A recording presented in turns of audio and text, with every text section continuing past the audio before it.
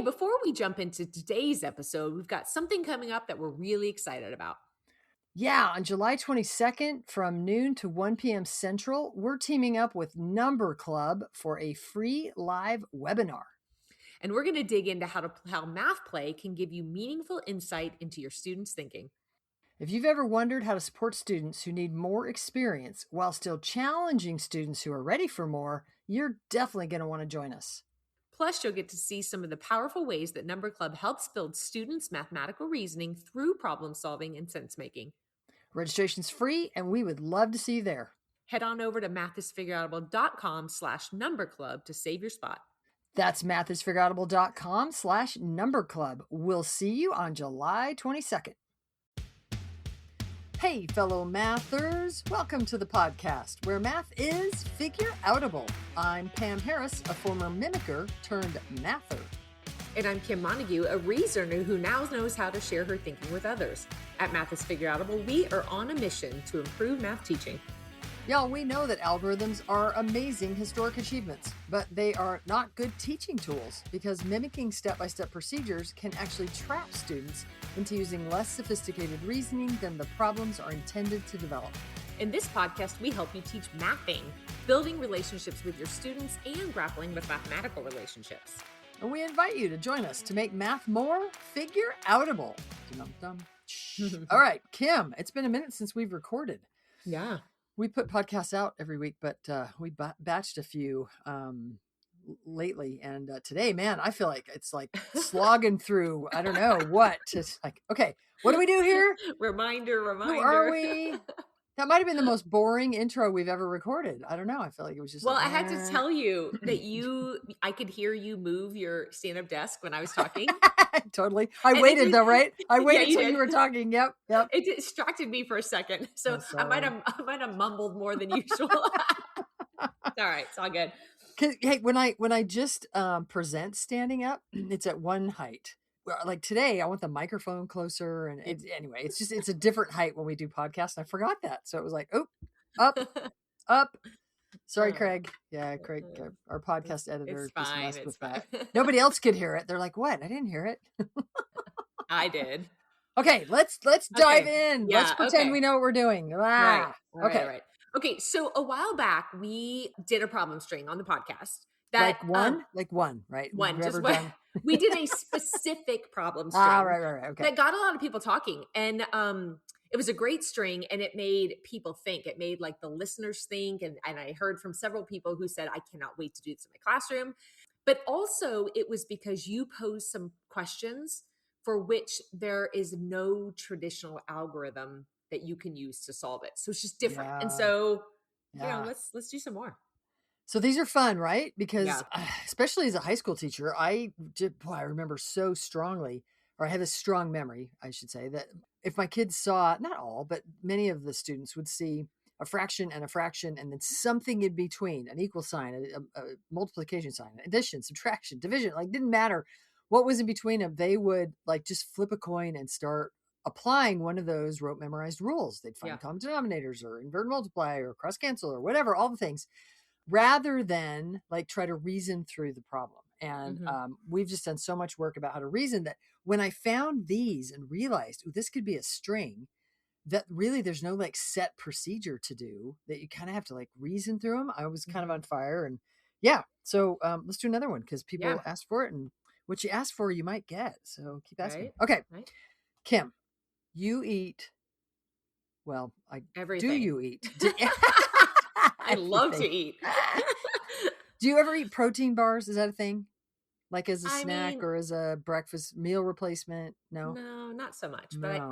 But I like a granola bar or something. We'll go with it. A granola bar. I do eat bars sometimes. All right. Well, the bar. We just talk about a bar. It could be a candy bar. It could be a granola bar. It could be a protein bar. It could be something like that. I remember when you and I were in a store once and we were comparing protein amounts. Yeah. I remember that distinctly. Anyway, okay. I think some are better than others, but so if I'm going to have one, I'm going to look. Yeah. Well done. Okay. If I have this bar and we're looking because we're curious. Yeah. And for whatever reason, what we know is that 2/5 of that bar weighs 8 grams.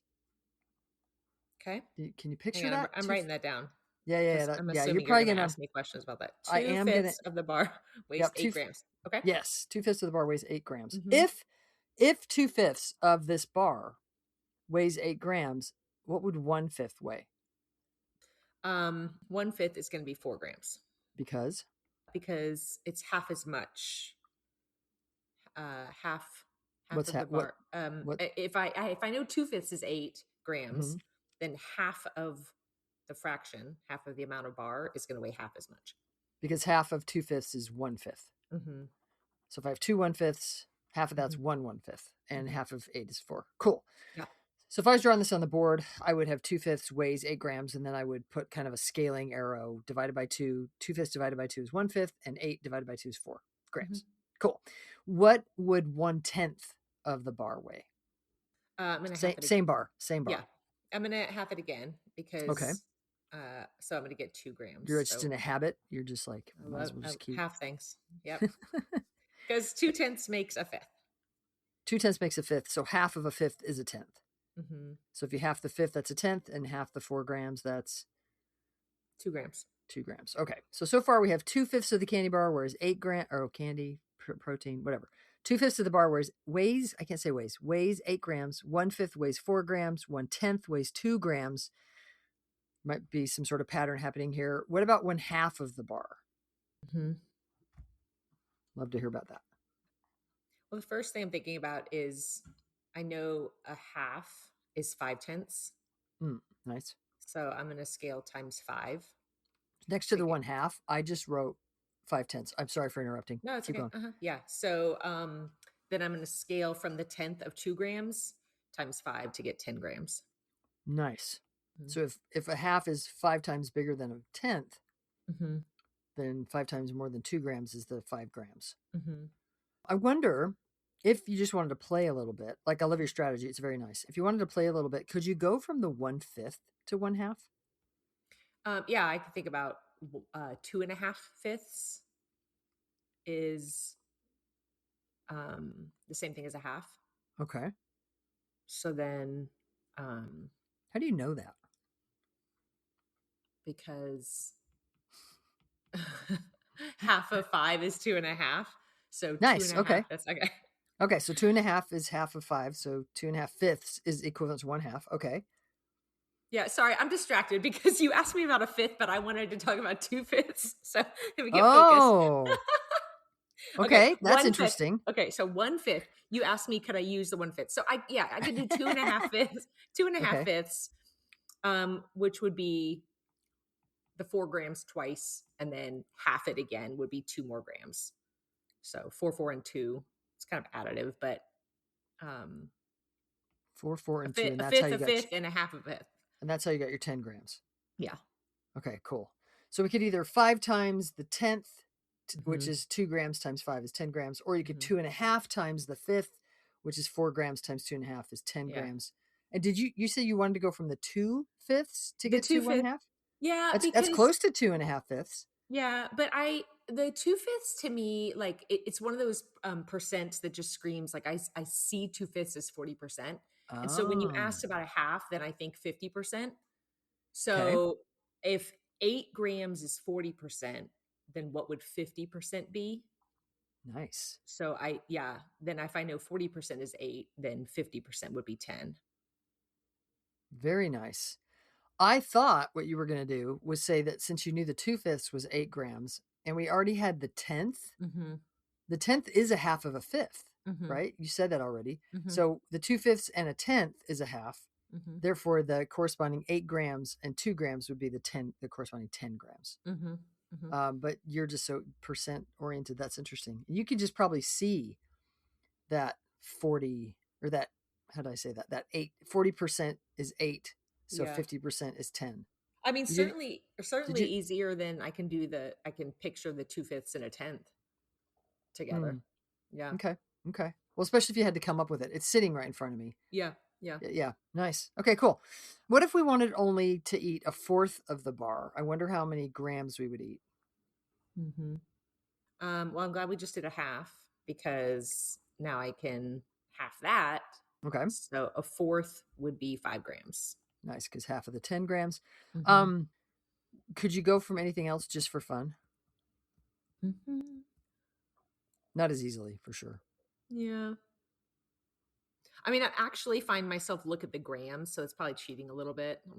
Um, Oh, like how could you get from something to 5? yeah, yeah. Yeah, that's cheating a little bit. A fourth. I mean, you just said a Trying to fourth think about how was. many tenths would be a fourth. A 2.5 tenths That's would be kind a of what I fourth. was. Yeah, I was Yeah, kind of wondering 2.5 tenths. yeah. Because 2.5 grams, Uh-huh. that's also 5. Yeah. So I feel like it's the same relationship from we had Yeah. 2.5 fifths Mm-hmm. was a half. So Yep. 2.5 tenths would be a fourth. And it's like that we're doubling and we're having from a fifth to a tenth, and we're having from a half to a fourth. So there's this kind of nice relationship between those. Yeah, that's yeah. And then we got kind of some practice multiplying something times 2.5. Yeah. Yeah, like the 4 grams times 2.5, or Yeah. the 2 grams times 2.5. Nice. Okay, Hmm. cool. All right, last problem. How about 9 tenths of the bar? How much would 9 tenths of the bar weigh? 9 tenths of the bar. In at least 2 ways. Hmm. Well, I haven't figured out what the whole bar is yet. Yeah. Um, Nice. so I could Let's. figure out the whole bar. Okay. If I know half a bar is 10 grams, then the whole bar, I'm going to put a one. The whole bar is 20 grams. Nice. And then I can back up the tenth of a bar. Because we know a tenth of a bar is 2 grams. Uh huh. Yeah. So that would give me 18 grams. Nice. You can find Yeah. 10 tenths of the bar, get rid of 1/10. Hmm. 20 grams minus that 2 grams. Oh, you know what I just saw? Hmm. Okay, Remember, I what? was talking about percents. So I 2/5 is 40% and a half is Ah, 50%. So now you're nice. asking me about 90%. Very nice. I like that a lot too. So 2/5 and a half, but you were thinking about that as percents, which gets you to. I don't know that if you would have said 2/5 and a half, if I would have said 90%, Yeah, but if you say I wouldn't have. 40% and 50%, bam, that's Yeah, obviously 90%. Nice. nice. Yeah. Man, I Hey, like these problems. they're fun, aren't they? Yeah. And part of what's interesting about them, I think, is that so many multiple relationships, and really like Hmm. thinking about how a fifth was related to 2/5, and a tenth is Hmm. related to a fifth, and how a half Hmm. is related to 2/5, a fifth, or a tenth. Hmm. Just all those relationships, I don't know. I think everyone I've done this with kind of gets freed up to play a little bit. Yeah, Um, for sure. maybe even more than other problem strings that we do. They start to just feel playful. It was interesting that you did not. Let's talk about the whole bar for a second. Every once in a while, I'll work with somebody who, like, from when we know the very first one, 2/5 weighs 8 grams. What's 1/5? Sometimes they'll say, well, they'll figure out the 1/5 there, and then they'll like check it. They'll say, well, if 1/5 is 4 grams, which you got, Hmm. then times 5 to get 5/5. So 4 times 5, and instantly they kind of have the 20 grams. If Hmm. they do that, I try really hard to not have them share that yet. Yeah. Because once that 20 grams comes out, and then I say, well, how about 1/10? Then they tend to just start doing stuff like finding a tenth of 20. And then I say a half, and they find a half of 20. That's not bad. We can definitely do it. But boy, I try to really focus the conversation around the relationships between everything else. And then ask people, well, no matter how you did it, is there another relationship up here that we could have used? Um, Yeah. Notice that that's questions a little bit different. Is there another relationship up here that's true or that we could use? Rather than, okay, you have to solve it 2 ways to get a grade. Like, I don't know. There's Yeah. there's something about being more playful instead of like a commanding that somebody solves something 2 ways. Here, we're looking for relationships and playing rather than commanding multiple Yeah. ways. Yeah. Well, and we're getting a lot of different relationships out. So like you said, we're messing with times 2.5 of something. Mm-hmm. Especially in And this one. we're Yeah. thinking about the fractions, like how they relate to each other. And this one we got to pull in some percents conversation. So there's a lot of different things happening. And once somebody finds the whole bar, then it could very quickly become just using the operator meaning of fractions Nice. when you say 2/5 of whatever 20 Yeah. So and just find a 1/10 tenth of of 20. 20. Yeah. Just find a fourth Becomes of a little 20. more repetitive of the way you're going about it is the same. Yeah, that's a nice point. So one other thing that I'll just mention briefly, when I do this problem string with kids, which I have, I think the very first time I did it, I drew a candy bar right away. and I said, if 2/5 weighs 8 grams, what do we know? And so, but even before I said what's 1/5, I just said, like, here's the candy bar. I drew a really long candy bar, and I was like, 2/5 weighs 8 grams. What do we know? And they kind of together, we sort of cut it into fifths. And then I said, but it's not, we don't know 1/5 weighs 8 grams. We know 2 1/5s. So then I kind of put a bracket above 2 of the fifths to kind of say that's the 2/5. And how much does that weigh? And then below that, I kind of put another bracket. So you could kind of see I've sort of bracketed these 2 1/5s, and that's 2/5, and it's also the 8 grams.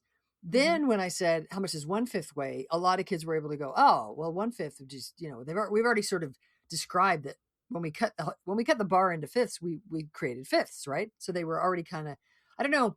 I felt like I'd kind of done some of the thinking for them. Not maybe we did it kind of together, but it was almost too obvious if I did it right off the bat. So what I've started doing is asking the question and then circulating and hear what kids are doing. If kids are like, I don't even know what you're asking, man, we start drawing candy bars. But if kids are like, okay, if 2/5 and they can do some reasoning at all, then I will tend to get those kids to start sharing, and then I'll draw the candy bar. Yeah. Like as they're sharing, so I can make sense of what they're sharing. But if they're like you, I don't necessarily ever draw the candy bar.